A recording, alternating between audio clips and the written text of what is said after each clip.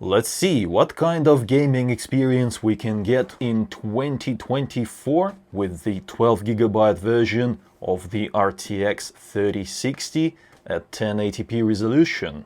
For this test I'm using my i7-14700KF build. However, if you're going to pair this graphics card with something a bit more sensible, something like a Ryzen 5 or Intel i5 CPU, then you will see a very similar performance, because in this particular scenario at 1080p resolution we're still limited by the GPU. The CPU is not the limiting factor, especially in the latest AAA titles that we are going to test today.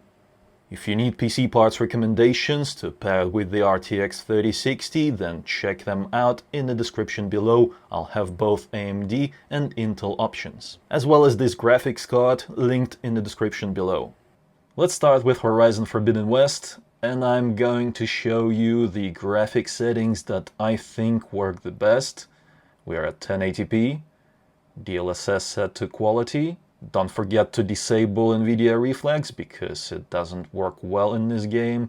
It just introduces stutters. And we are at high graphics preset, and field of view is set to the maximum. And take a look at this performance. Inside of the town, we're getting 60 plus. Very nice, stable, and enjoyable. And even with the views like this, it is fine.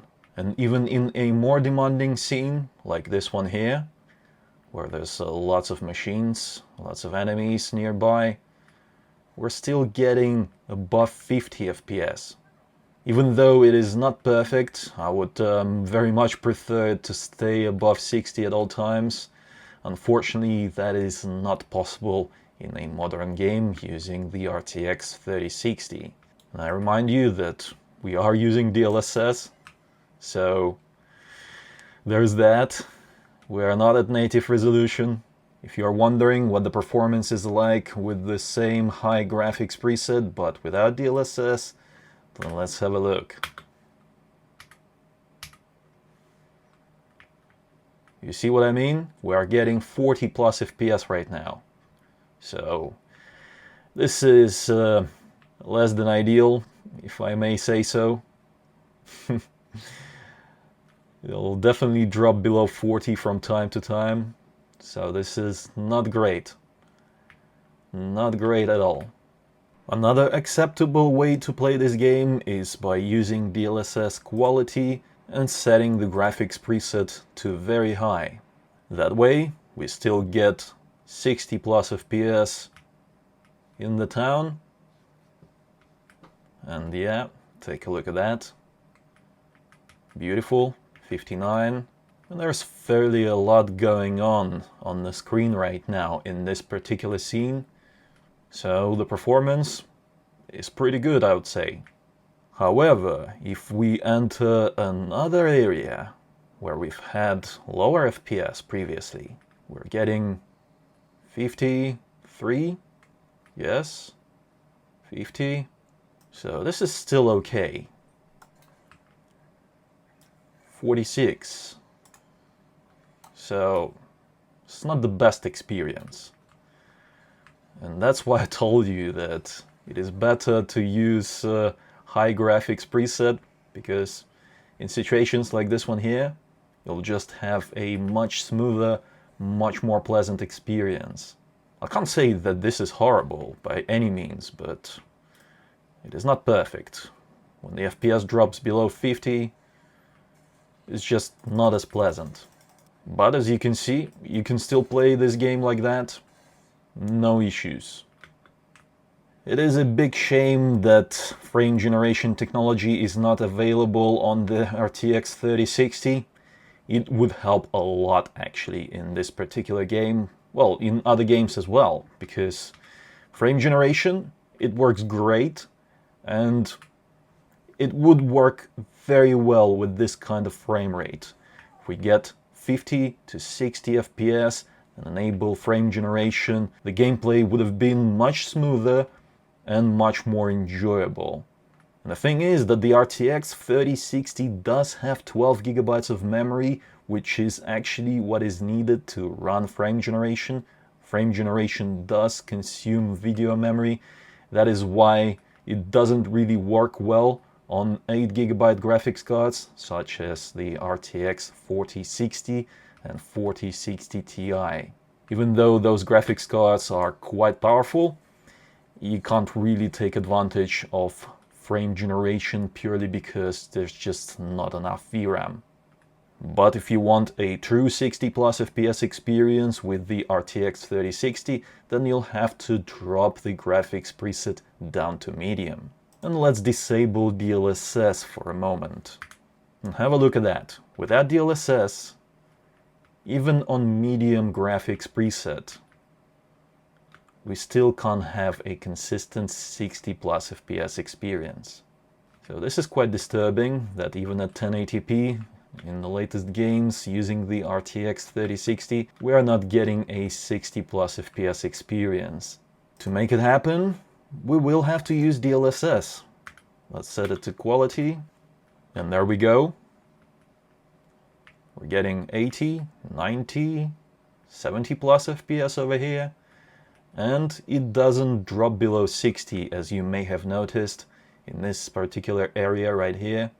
We've had some issues with, with the frame rate, but now it just stays above 60. Next up is HELLDIVERS 2. This is my favorite multiplayer game of 2024. Very fun. I can't get enough of it. My favorite graphics settings to play this game on the RTX 3060 is 1080p native render scale and graphics preset set to high. These graphics settings ensure that we are getting a lovely 60 plus FPS experience, even when a lot of players are on screen and we are fighting. It's still fine. Take a look at that. 60 plus FPS. But we do need to get rid of that charger. Where is it? My cannon is recharged now. It's still alive. Is it dead now? Yes, it is dead. Or is it not? It's still moving. No, it's dead. That's good. Yeah, and take a look at that frame rate. It stays close to 60 or above 60 most of the time. This is highly enjoyable. However, if you want a little bit more FPS, then you can drop the settings down to medium.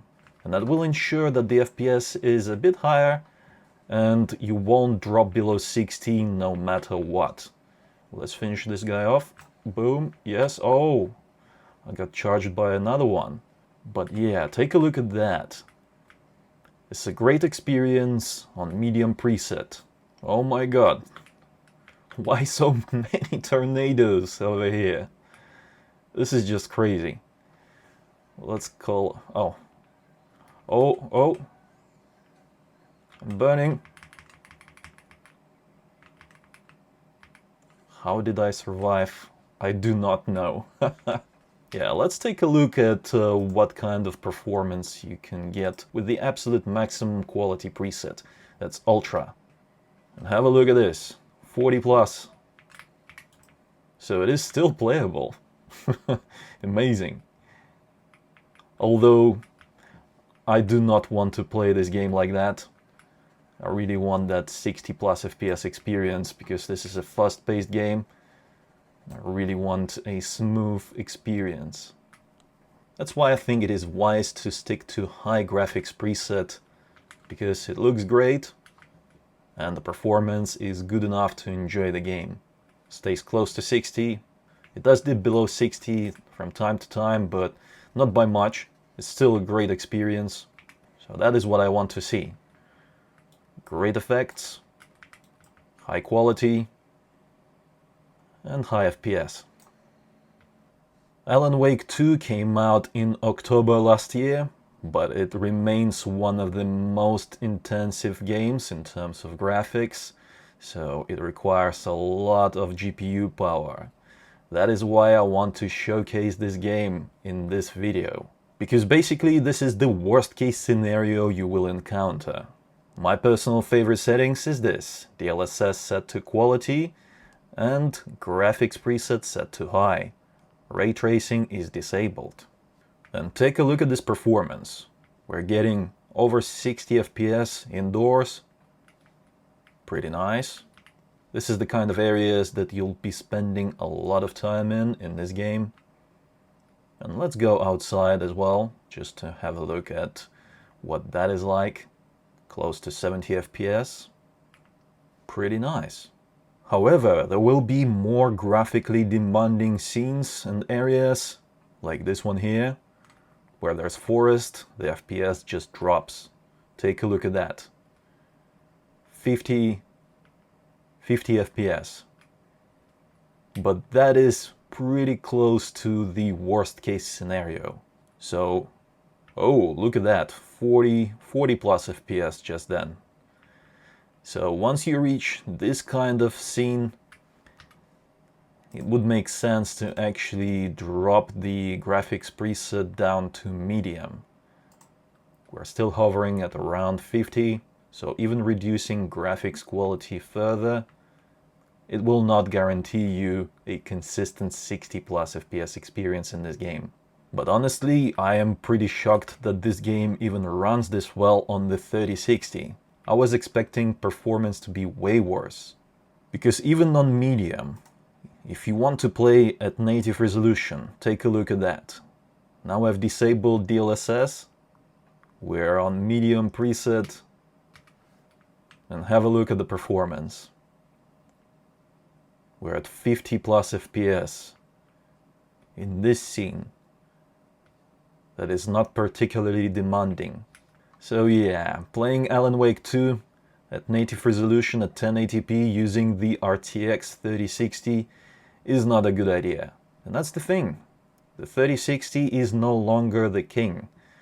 It does work well in most games, but it's not the ultimate choice for 1080p gaming. Because in more demanding scenes, the FPS will drop to 40 and even further down. If we actually enter a forest, we'll have a bad time. In this game you definitely need DLSS, because even on low graphics preset, at native resolution, take a look at the performance. We're still not going to get that 60 plus FPS experience. Not in the forest area, for sure. In the town area, yeah, it's fine. But not in the forest. And even in some of the indoors areas, we're still very close to that 60 mark. I do not like it. That's why I prefer running this game using DLSS. And just to mess around a little bit, let's try ray tracing. Low preset, I do not like it. It is not worth it in my opinion. Medium is the way to go. That is the minimum in my opinion. Either enable medium or just turn it off completely. Low, not worth it. Let's enable DLSS. Let's set graphics preset to high and take a look at that. This is actually quite surprising. We're getting above 30 FPS, so this is still playable. 30 plus FPS experience. If you've played consoles previously, then you might even enjoy this, because you get all the beautiful effects from ray tracing. I personally don't think it's a great experience. I normally want close to 60 FPS, at least in the range between 50 and 60 in this kind of game. So 40 is a no-go, because in more demanding areas the FPS will drop below 30. Take a look at that, 25. Yeah, that is not great. But as long as you keep ray tracing disabled, you can have a good time on high quality preset. Obviously, DLSS is a must. And there you go. Close to 60 FPS experience. what's not to enjoy? In conclusion, I think we can still have a great time using the RTX 3060 in the latest and greatest AAA titles of 2024. However, this graphics card does heavily depend on DLSS, because without it, you will have to reduce graphics preset way lower than what I would have liked. Personally, I think that it is best to use DLSS quality and set the graphics to high, very high or ultra, then reduce it down to medium or low and play at native. I just don't think it's worth playing at native with those kind of compromises in place.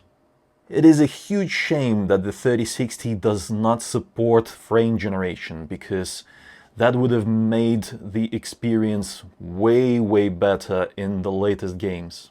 And it does have plenty of video memory to run frame generation. Yeah, this would have been the perfect 1080p gaming GPU if we had frame generation on it. Unfortunately, without it, this GPU is simply decent. And as for this particular Ventus 2X model, it is pretty good. Stays pretty quiet. I couldn't hear it over my case fans, which are just normal noise levels, and it ran pretty cool. So, if you are going to buy a 3060, then this one by MSI, Ventus 2X, is a pretty good choice. If you're interested, the link will be in the description below. Check it out. And if you enjoyed this video, then don't forget to reward it with a like. Let me know in the comments below, what do you think about all this? And subscribe for more if you haven't already. It was I, Vadim. Until next time.